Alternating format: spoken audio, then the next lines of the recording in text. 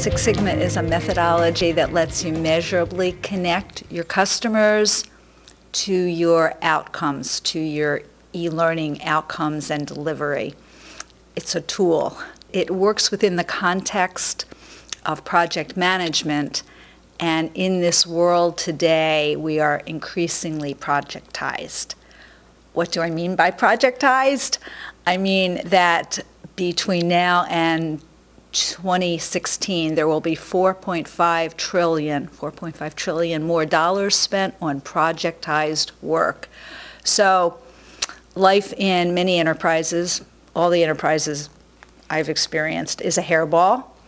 Project management comes in to tame that hairball, make it more predictable and work more like a Swiss watch.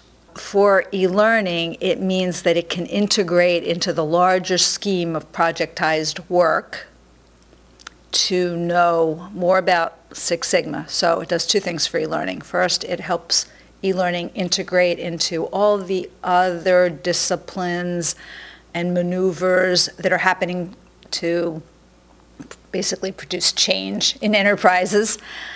And on the other hand, it also helps e-learning apply it to its own work. The way that I've applied Six Sigma in my life is to use its framework to sort through requirements. So typically e-learner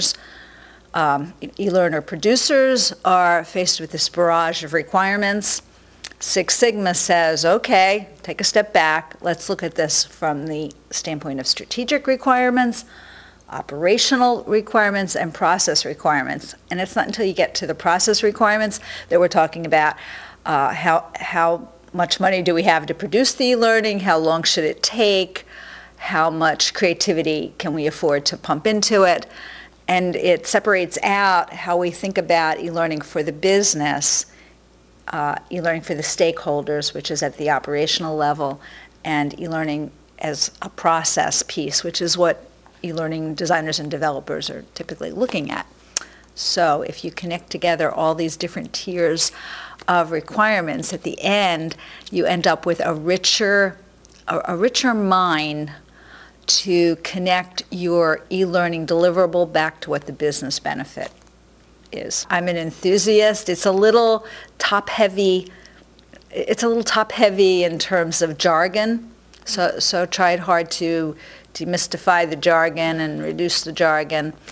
I think it's a useful way to fit. And most importantly, I think that e-learning designers and developers really need to be mindful of this projectized context that they're always working in.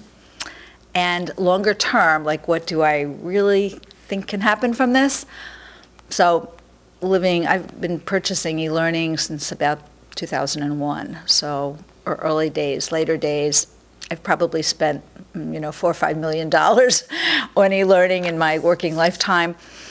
And e-learning does not have such a great reputation out there among business leaders because it's typically, and I would say usually, perceived as getting your ticket punch training. Oh, we have to teach compliance. We'll make e-learning because we can spread it out there to 15,000 colleagues. It won't cost that much money. They'll tab through it. We'll show the training records. It's enough. So the attitude isn't great, and that does tend to cap the investment. So they'll spend for it, but they won't spend with their whole heart.